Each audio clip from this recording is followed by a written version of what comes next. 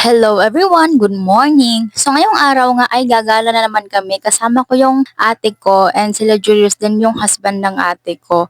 So pupuntahan namin yung Uma sa Taba. Malapit lang din to sa swimming pool na pinagliguan namin nung nakaraang araw. Bigla ang plano nga lang ito dahil gusto ng ate ko makipaggala. Kaya naman sinamahan na namin sila kasi minsan lang din naman sila gumagala. Kahit sobrang init ayon, laban pa rin. Bago nga kami tumuloy doon sa aming destination, dumaan muna kami dito sa 7-Eleven ng Carmen kasi bibili kami ng foods kahit yung mga chichirya lang para may makain-kain lang kami doon. Bumili na din kami ng maiinom dahil sobrang init talaga. Si Julius nga sinabihan ko na wag dito bumili kasi nga medyo pricey dito. Pero matigas kasi ang ulo kaya ayun, bumili pa rin kami and naghahati-hati naman kami dito ni Julius. Nandito na nga rin kami sa labas and ready to go na rin kami doon sa aming destination. Mga ilang minuto nga ay nakarating na din kami dito sa Uma sa Taba. Ito nga yung makikita nyo pagdating nyo dito sa labas as in napaka-spacious na magpaparkingan nyo ng mga sasakyan. Kahit four wheels nga ay kayang-kaya ding i-parking dito. Kapag papunta ka na nga sa loob, ito yung bubungad sa inyo. Entrance pa lang pero may mga spot na sila dito na pwedeng pagpipicturan mo. Nagbayad na nga kami ng entrance at nag-login na rin kami sa logbook. 20 pesos nga lang pala yung entrance dito as in napakamura. Papasok na nga kami doon sa pinakaloob talaga and dito pa lang meron na silang mga spot talaga. Sobrang dami nilang ganito guys. Lalo na doon sa pinakaloob talaga.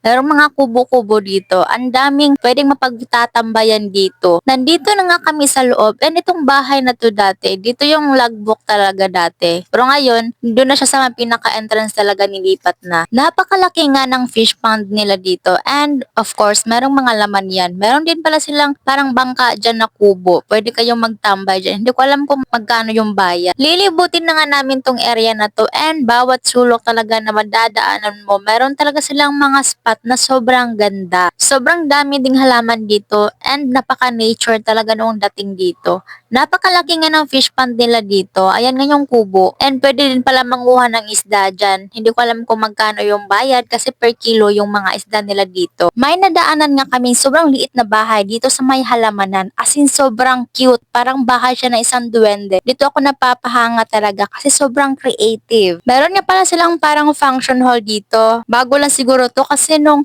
last pumunta kami dito wala pa to. Nakahanap na nga kami ng pepwestuhan sa mga pagkain naming dala. Kaya dito na kami tumambay kasi long table naman dito and hindi mainit dito. Wala nga masyadong tao nung pagpunta namin na time na to. As in kami-kami lang. Sobrang tahimik din sa lugar na to. Siguro hindi na din dinadayo kasi matagal na rin tong spot na to dito. Halos siguro lahat ng tao dito sa lugar na to nakakapunta na din. Kaya hindi na siya masyadong dinadayo talaga. 12 PM na nga nung umabot kami dito kaya tirik na tirik talaga yung araw. Buti na lang hindi talaga mainit sa lugar na to. Kahit hindi siya mahangin pero hindi pa rin siya ganun kainit talaga. Hindi siya maalinsangan sa pakiramdam. Dito na nga muna kami tumambay saglit kasi sobrang init talaga nung biyahe namin kanina. Nagpalamig muna kami konti sa mga utak namin kasi para talagang tatago sa utak yung sobrang init talaga. Sobrang ganda din kapag dito kayo nag-held ng mga event or mga occasions nyo kasi meron na silang function hall and isa pa, sobrang laki ng lugar dito. Maraming mapagtatambayan talaga as in sobrang daming kubo dito. Kaya naman sulit kapag dito kayo nag-held ng event nyo kasi sobrang ganda din ng view. At habang nagre-relax na kami dito, si Iya naman, ayan, lakad ng lakad lang siya dyan, nagpaikot-likot lang siya dyan. Ayaw niya talagang tumigil, as gusto niya maglalakad talaga dyan. Lumalapit lang kapag umiinom or kumakain. Kahit na sobrang init, ayaw talaga magpaawat ng batang to. Naghahanap na nga kami ng ibang matatambayan dito kasi gusto naming masulit yung pagpunta dito kasi sobrang daming spot dito.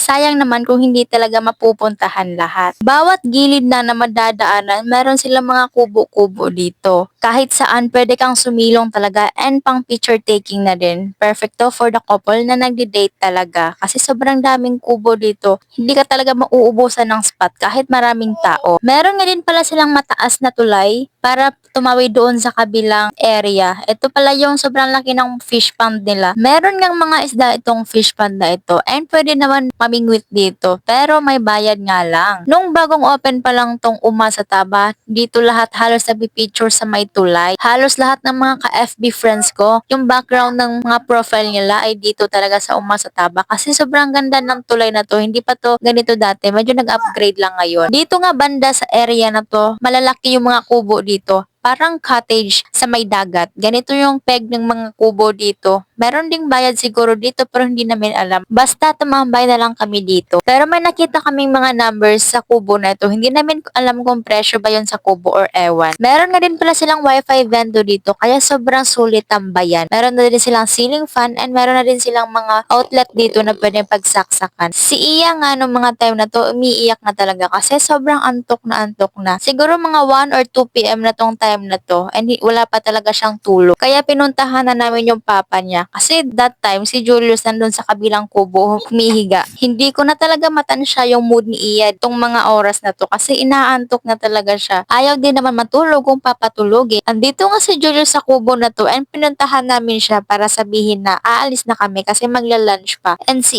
Iya antok na antok na. Pinapalakad ko na nga lang para malibang din yung pagkaantok niya. Nandito nga si Julius sa harap ng buhay, pahiga-higa lang kasi inaantok din pala siya. Binigay ko na nga din si Iya sa kanya para tumigil din sa pag-iyak kasi nga umiiyak na talaga siya that time. Kaya binigyan na lang namin ng soft drinks para tumahan naman konti. And tumahan na din naman kasi parang na-relax din siya sa may duyan na yan. Nag-uusap muna kami ni Julius dito ng time na to kasi inaantok din siya and nagpapawala lang siya ng antok niya kasi magdadrive din siya. Pinag-uusapan nga namin kung saan kami susunod gagala or pwede kaming dumaan dun sa swimming pool na niliguan namin nung nakaang araw kasama yung friend ko. Kasi madadaanan lang din yun papunta dito. Kaso nga lang, wag na daw muna kasi hindi kami nakaredy talaga and wala kaming dalang bihisan.